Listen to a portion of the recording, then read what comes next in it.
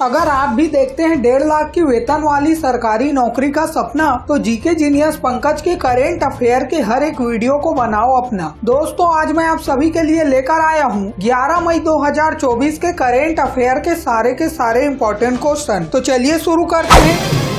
आज का पहला सवाल आप सभी के स्क्रीन पर है। लोकसभा चुनाव के तीसरे चरण के दौरान महाराष्ट्र के किस किले में 14,491 फीट की ऊंचाई पर स्थित सबसे ऊंचा मतदान केंद्र स्थापित किया गया था? ऑप्शन है रायरेश्वर, प्रतापगढ़, सिंहगढ़ या फिर हरिश्चंद्रगढ़ किला। अगर आपको इस सवाल का सही जवाब पता हो तो हमारे कमेंट बॉक्स में इसका उत्तर जरूर बताइएगा, और अगर ना भी पता हो तो तुक्का लगाइएगा।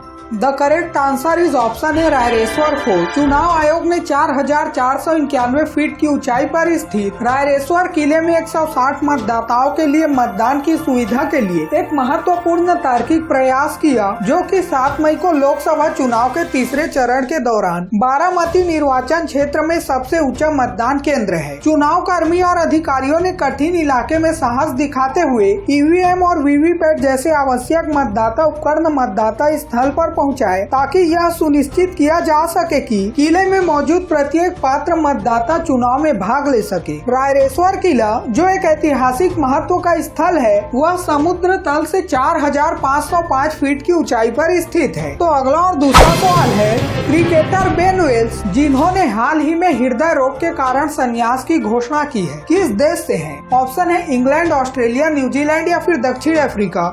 उत्तर है ऑप्शन है इंग्लैंड। हाल ही में हृदय रोग के कारण संन्यास की घोषणा करने वाले क्रिकेटर बेन विल्स इंग्लैंड से है। बेन विल्स ने 2021 में पदार्पण किया और प्रथम श्रेणी और सफेद गेंद दोनों प्रारूपों में उल्लेखनीय प्रदर्शन किया। उनको एरिथ्मोजेनिक राइट वेंट्रिक्युलर कार्डियोमायोपैथी से ग्रसित पाया गया, जिसके कारण उन्हें मात्र 23 वर्ष की आयु में संन्यास लेना पड़ा। तो अगला और तीसरा सवाल है, हाल ही में खबरों में रहा भद्रा टाइगर रिजर्व किस राज्य में स्थित है? ऑप्शन है केरल, कर्नाटक, गुजरात या फिर Maharashtra. The correct answer is option B, Karnataka. Karnataka के पश्चिमी घाट में स्थित भद्रा टाइगर रिजर्व में सफारी अंगतकों की संख्या में वृद्धि देखी गई है। 1998 में भारत के 25वें प्रोजेक्ट टाइगर साइट घोषित किए गए इस रिजर्व में हाथियों और विविध जीवों के साथ साथ बाघों की एक महत्वपूर्ण आबादी है। भद्रा नदी द्वारा सिंचित यह शुष्क पर्णपति से लेकर अर्ध सदाबहार वनस्पतियों का दावा करता है, जिसमें सागौन और औषधीय पौधे शामिल है। कर्नाटक के अन्य टाइगर रिजर्व में बांदीपुर, नागरहोल, दांडेली अंशी और पीलीगिरी रंगा टाइगर रिजर्व शामिल है। तो अगला सवाल जानने से पहले चलिए जानते हैं 11 मई 2024 को क्या स्पेशल है। तो दोस्तों, आज है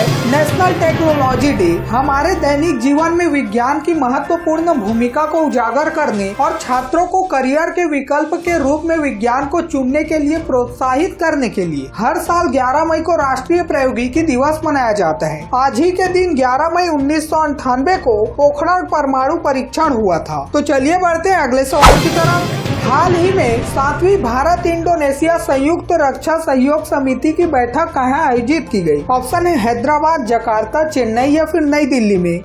उत्तर है ऑप्शन डी, नई दिल्ली। भारत और इंडोनेशिया ने हाल ही में नई दिल्ली में अपनी 7वीं संयुक्त रक्षा सहयोग समिति की बैठक आयोजित की, जिसमें रक्षा उद्योग, समुद्री सुरक्षा और बहुपक्षीय सहयोग में सहयोग बढ़ाने पर ध्यान केंद्रित किया गया। दोनों देशों ने रक्षा सहयोग के बढ़ते दायरे पर संतोष व्यक्त किया। उन्होंने समुद्री सुरक्षा सहयोग पर जोर दिया और भारत की एक्ट ईस्ट नीति में इंडोनेशिया की भूमिका पर प्रकाश डाला। इस सहयोग का उद्देश्य सैन्य क्षमताओं को बढ़ाना और आम सुरक्षा चुनौतियों का समाधान करना है। तो अगला और पांचवा सवाल है, एशिया में चिकित्सा उपकरण बाजार की दृष्टि से भारत का कौन सा स्थान है? ऑप्शन है दूसरा, तीसरा, चौथा या फिर पांचवा स्थान। The correct answer is option C, 4th position. रसायन एवं उर्वरक मंत्रालय के फार्मास्यूटिकल विभाग के सचिव डॉक्टर अरुणीश चावला ने कहा कि भारतीय मेडटेक उद्योग के वार्षिक 28% की दर से बढ़ने का अनुमान है, जो 2030 तक 50 बिलियन अमेरिकी डॉलर तक पहुंच जाएगा। भारत को एशिया का चौथा सबसे बड़ा बाजार बताना वैश्विक मंच पर भारतीय मेडटेक उद्योग के महत्व और विकास क्षमता पर जोर देता है। इस बात का उल्लेख किया गया है कि भारत व वर्तमान में एशिया में चिकित्सा उपकरणों के लिए चौथा सबसे बड़ा बाजार है तथा विश्व स्तर पर टॉप 20 में शामिल है। तो अगला सवाल जानने से पहले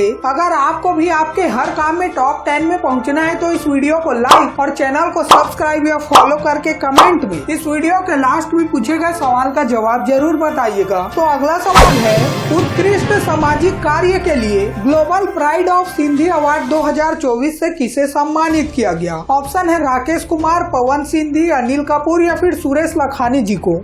उत्तर है ऑप्शन बी पवन सिंधी। सामाजिक कार्यकर्ता पवन सिंधी को मुंबई के जुहू स्थित मुकेश पटेल ऑडिटोरियम में आयोजित एक समारोह में प्रतिष्ठित global pride of Sindhi award 2024 से सम्मानित किया गया। Global pride of Sindhi award 2024 समाज पर सकारात्मक प्रभाव डालने के लिए श्री पवन सिंधी के असाधारण प्रयासों को मान्यता देता है और दूसरों के लिए समाज के कल्याण में सक्रिय रूप से योगदान करने हेतु प्रेरणा का कार्य करता है। तो अगला और सातवां सवाल आप सभी के स्क्रीन पर है, विश्व का तीसरा सबसे बड़ा सौर ऊर्जा उत्पादक बनने में भारत किस देश से आगे निकल गया? ऑप्शन है father of corona, America, Japan या फिर जर्मनी। उत्तर है ऑप्शन सी जापान। 2023 में भारत ने सौर ऊर्जा क्षेत्र में महत्वपूर्ण प्रगति की एक उपलब्धि हासिल की जिसने इसे दुनिया के तीसरे सबसे बड़े सौर ऊर्जा जनरेटर के रूप में स्थान दिया। देश ने जापान को पीछे छोड़ दिया जो पहले इस स्थान पर था, जिससे भारत की रैंकिंग में उल्लेखनीय उछाल आया जो 2015 में 9वें स्थान पर थी। 31 मार्च 2024 तक भारत की सौर ऊर्जा स्थापित क्षमता